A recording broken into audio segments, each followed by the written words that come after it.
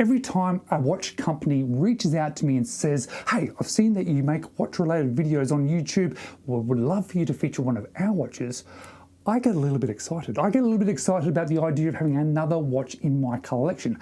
I have this channel because I love watches and I want watches in my collection, but I do not say yes to everybody who reaches out to me. I'm very appreciative that I am being reached out to by so many watch companies, but I definitely don't say yes to everyone. In fact, I only say yes in 3 specific situations. First, well, it's a watch that I really like and I want in my collection.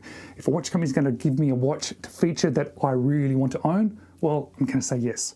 Secondly, I say yes to watches sometimes that I think look really good, possibly not watches that might enter my collection long term, but are sort of a really good dollar for dollar great value that I think maybe you guys might really appreciate seeing, because I want to show you some great watches. Even if they're not exactly what I'm chasing, they may be a watch that you chase.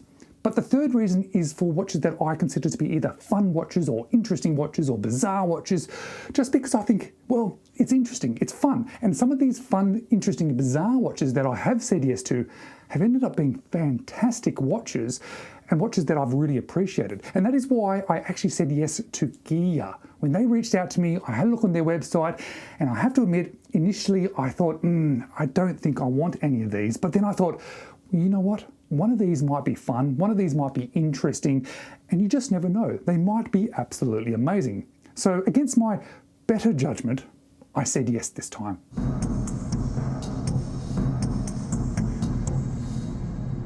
Hello, you're watching James. My name's James, you're watching me, and I am talking about watches. And because I did say yes, because this watch was sent to me, that is why you would have seen that sponsored icon earlier in the video.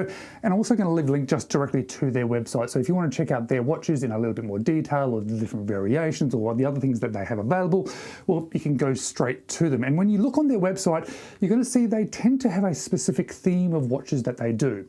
They are doing homage watches of super high-end luxury, but also very blingy style watches. You'll see homages to things like Richard Mille, and you'll see watches that are homaging things like Jacob & Co.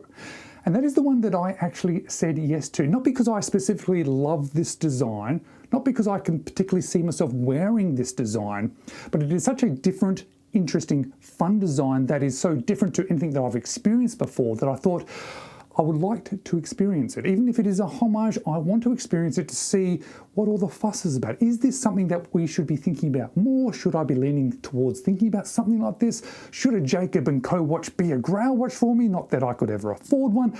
Or is this just a piece of little artwork that I should really discount? And is this particular homage of this watch actually any good? But when I got this one and I got hands on with it, well, I'm going to tell you that I've never been so confused by a watch previously. Because firstly, the packaging is very impressive. It really does stand out. It has this big outer box. It has this spaceman that's within it that I really like. That spaceman, he's been sitting on my desk. He's really well made. The watch is presented nicely. It has all this lovely packaging stuff, but it does give me that feeling of, are they overcompensating for something? I have had a couple of watches in the past that the packaging is better than the watch itself, and that is the impression that I got in this case. But then as you look at the watch, as you glance at the watch, or if you see this watch from a distance, well, it actually does look really fancy. It does look like a luxury watch. I wouldn't think that it wasn't a Jacob & Co if I saw it from a distance. But then when I look a little bit closer at it, when I dive into it a little bit more, there's something that stands out to me that, well, it contradicts that for me, because I see the background, that blue shiny background. I see those little baubles that have been attached to that background. And if I be completely honest, it's that see-through plastic looking gem that is on the right-hand side of the dial that just stands out to me as this is a piece of plastic, a piece of costume jewelry, and it then feels rather cheap. But as a good watch reviewer, I step back from that. I think, oh, what else is going on with this watch? And I look at that very unique case, the crystal, the all sapphire crystal, both that big dome and the sides. And as I look at it, well, it's really well made. There is no cheaping out here. It would have to cost a lot to produce that. It wouldn't be easy. It's not an off-the-shelf part. This is a custom sapphire case for this watch, and it is certainly not a cheap feeling or looking case. But then as I put the watch aside and I start to research the watch a little bit more, There's a couple of things that then stand out to me as a negative, because this is not an all mechanical watch. This is a hybrid watch of both a quartz movement as well as a mechanical movement. And that, well, that doesn't stand out to me as a positive. I start to think, oh, okay, we're leaning back away from this nicely made sapphire crystal to a more cheap sort of watch that is trying to represent something that it really isn't actually achieving. But then when I actually look at those movements, well, the quartz movement, it's a Swiss quartz movement. So if they're going to use a quartz movement, well, I guess they've chosen one that's half decent. And that quartz movement is actually only powering the actual watch dial itself, those two hands, the hour and the minute hand. And then I thought, okay, well, they've got a quartz movement in there. They're going to put a little cheap sort of Chinese movement, mechanical movement in there. And I started to look at the movement at the top of the dial. And then I realized, well, it may not be a high-end movement, but it is a tourbillon. It's a real tourbillon movement. And I know even the cheaper made Chinese clones to other tourbillon movements, well, they're not cheap. They are not put into cheap watches. They can't be produced in a cheap way. So even though it may not be a high-end luxury Swiss-made tourbillon, it's still not a cheap mechanical movement. And that movement, well, it's powering that little Earth down at the bottom of the dial, that planet. And actually that planet is made relatively well. That doesn't look like cheap costume jewelry. That actually looks quite good. And it is acting as the second hand. But then as I look closer and I think, well, okay, the quartz movement is powering the watch, the mechanical movement is powering everything else. I realize that the mechanical movement isn't powering everything else. It's only powering that little planet at the 6, because that little jewel on the right, the one that I don't like very much, the thing that I think mostly spoils this watch, well, that doesn't move. So that's not connected to anything. I've looked closely, I've watched it. I thought perhaps that might also move, but it doesn't. But then I look at the case back of this watch and it is well put together. It is etched with that nice little logo and spaceman, and there is that little winder and there is a button. The button is there to control the quartz movement. You can skip it ahead 1 minute at a time, and there is that little winder that is produced very well that winds up that tourbillon watch. The case back, just like the rest of the case of this watch, is put together and built very well. It's obviously very custom for this specific watch as well. It's not off the shelf. And that little winder, well, that feels very nice. The winding action of that tourbillon movement is really nice. Okay, it doesn't really achieve much other than spin that planet and look pretty on the dial, but I guess when it comes to tourbillon movements, they don't really achieve anything that we specifically need other than looking pretty on the dial. The strap itself, it's okay. It's better than some of the cheaper sort of black alligator looking straps that I've had before. Some have been terrible. This is not terrible, but it is certainly not luxury feeling. It's okay. If I actually was going to wear this watch longer term, if I was actually going to keep it in my collection, or if somebody out there is actually going to buy this watch, I'd be saying that you're likely to be changing this one out. So I'm left with this state of confusion about this watch. I'm not confused about the design. It's not something that really speaks to me, but I understand that some people really like this design, and having a Homage version of it, well, it gives that person an opportunity to own this design of watch.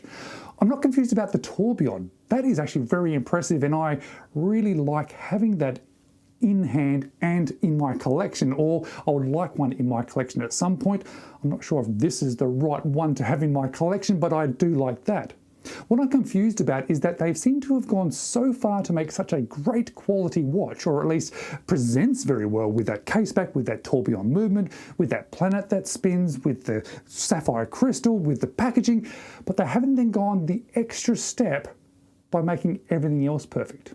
If I focus in on the actual clock itself, the actual watch dial itself, well, that actually looks and feels quite nice. It actually presents well, but it is not real. You'll see that there is a cog and a jewel. None of those things move because it is a quartz movement. So they haven't gone as far as having their watch powered by the tourbillon. And I can almost forgive that, or I can forgive that, because I get that perhaps that might cost a lot more money to achieve a watch like this. But what I can't agree with, and what I don't understand, is why they put such a cheap looking clear plastic jewel on the watch, why they put such a cheap looking background, and in particular, the one big thing that stands out to me is those little baubles. They look like Christmas decorations. They look terrible, they look cheap. And although this is not a watch design that specifically speaks to me, I think with a few minor changes, this watch could actually be rather incredible because it does present well in general. It is a good feeling quality watch, but there's some choices that they've made, and I think they've made these choices to further homage the Jacob & Co. And I think that's where they should have stopped.